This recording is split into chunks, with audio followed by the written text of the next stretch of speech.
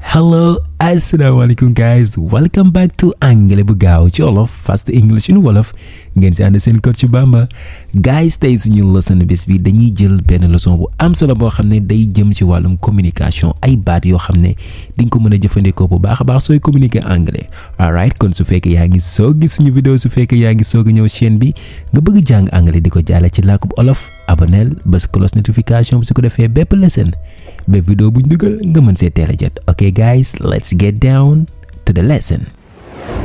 F.E.W. Fast English in Wolof.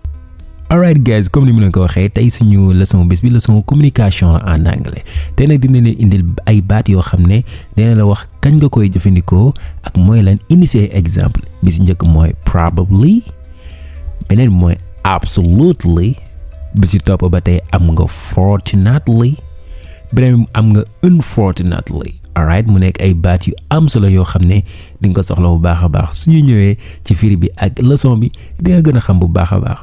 bi si njëkk guys mooy probably nga bàyyi wala xel bu baax nuñ koy prononcer doo wax probably ba da nga naan probably. Alright, probably. Exemple nga ne I will probably go to the market later. I will probably go to the market later. Mooy xëy na ci kanam dinaa dem marché. I will probably go to the market later. Kon probably fii mooy xëy na mën naa am ndax nee na I will probably go to the market later mooy ci kanam xëy na ma dem marché. Beneen exemple bi nga ne it's probably going to rain. It's probably going to rain. xëy na si kanam tuuti dina tawal bo xëy na day waaj a taw.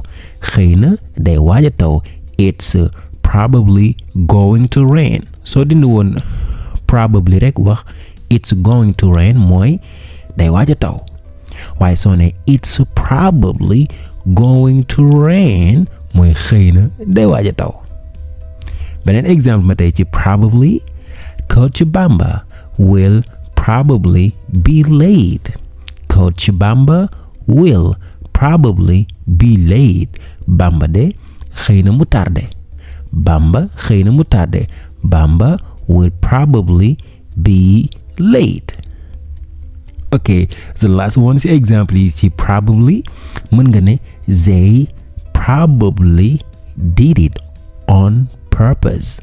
They probably did it on purpose mooy xëy na ñoom ñoo ko tey nañ def ni xëy na ñoom ñoo ko tey kon gis nga probably mooy xëy na I'll probably go to the market wala nga ne they probably did it on purpose. Soo ne woon they did it on purpose mooy ñoom ñoo ko tey waaye soo duggalee probably mooy xëy na ñoom ñoo ko tey loolu lay signifier. xëy na nag yaa ngi wax ne waa probably xanaa moom ak maybe bokk ñu signification wala perhaps kon jàppal ne ñoom ñoo yem fi nga mënee waxee maybe wala perhaps mën nga faa wax probably.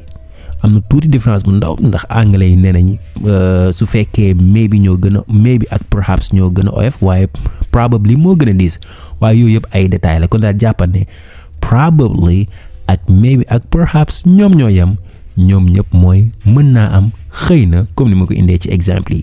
li tax ma indi baat bi nag guys mooy américain dañ koy use lu bari te xëy na yéen a ngi koy gis ci film yi loolu moo tax ma indi leen ko kon jàpp ne probably foo gisee rek bu mu la jaaxalati probably mooy maybe mooy perhaps mooy mën naa am ci olof. Alright guys, nañ dem ci suñu beneen baat bi mooy absolutely baat la boo xam ne anglais da koy jëfandikoo ngir dëggal. Alright, absolutely. For example nga ne she is absolutely gorgeous. She is absolutely gorgeous. sa dëgg-dëgg daal kii ku taaru la. Gorgeous mooy beautiful mooy ku rafet, ku jongama, ku taaru moom la anglais wax gorgeous. Alright, waaye nag jigéen moo ko moom ñu bàyyi si xel. She is absolutely gorgeous. ca dëgg-dëgg kii ku taaru la. beneen exemple ba tey ci absolutely ndax nee naa absolutely mooy loo xam ne day dëggal. For example nga ne you are absolutely generous. You are absolutely generous. You are absolutely generous. You are absolutely generous mooy yow ca dëgg-dëgg ku baax nga, ku généreux nga, ku baax, ku yaatu nga. Gis nga absolutely mooy ca dëgg-dëgg. Kon nee naa absolutely day dëggal wax ji. Alright, su ma ne woon you are generous rek mooy yow da ngaa baax, da ngaa yaatu. waaye su ma nee you are absolutely generous mooy yow ku baax nga, ku yaatu nga. beneen exemple ba tey ci absolutely. The food was absolutely delicious. The food was absolutely delicious mooy ñam bi de ca dëgg-dëgg dafa neexoon. ñam bi ca dëgg-dëgg dafa neexoon. kon absolutely mooy ca dëgg-dëgg mooy absolument ci français. kon nga bàyyi wala xel baax ni ñu koy prononcer absolutely. Absolutely. All right. wala ba tey absolutely guys sometimes they firi kay mooy of course. Right. For example ma ne la will you come ndax di nga ñëw nga ne ma yeah absolutely waaw kay. kon loolu dafa dëggal. kon foofu su ma neexoon ma ne yeah of course waaye jàppal ne of course tey utal nañ ko rakk mooy absolutely. kon fi nga mënee waxee yeah of course mën nga faa wax yeah absolutely. alright guys nañ dem ci beneen baat bi ci tege mooy fortunately.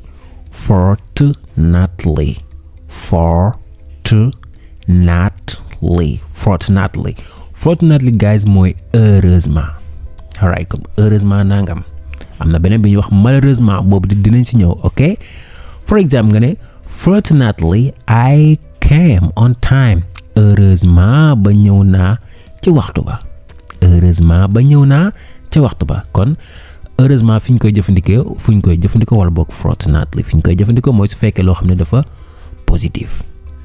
comme ma ne la fortunately I came on time. heureusement ba ñëw naa ci heure bi. alright guys ba tey am nga beneen exemple ci fortunately. mën nga ne fortunately no one died in the accident. Fortunately heureusement no one died kenn faatuwul in the accident ci accident bi. accident am nga ne accident métti la lool nag waaye heureusement yàlla baax na ba kenn faatuwul ci accident bi. kon heureusement mooy yàlla baax na ci olof. Fortunately no one died in the accident. ba tey ci fortunately mën nga ne I lost my wallet but fortunately someone returned it.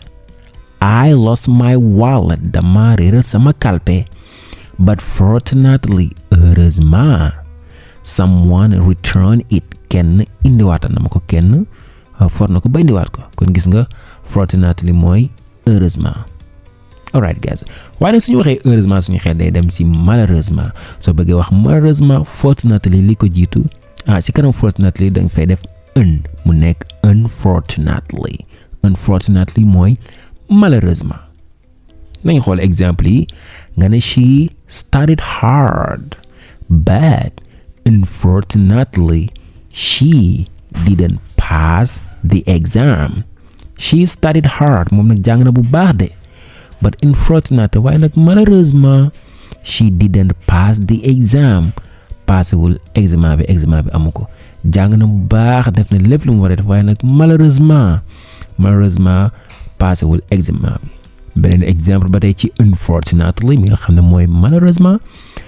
unfortunately there were no survivors in the accident.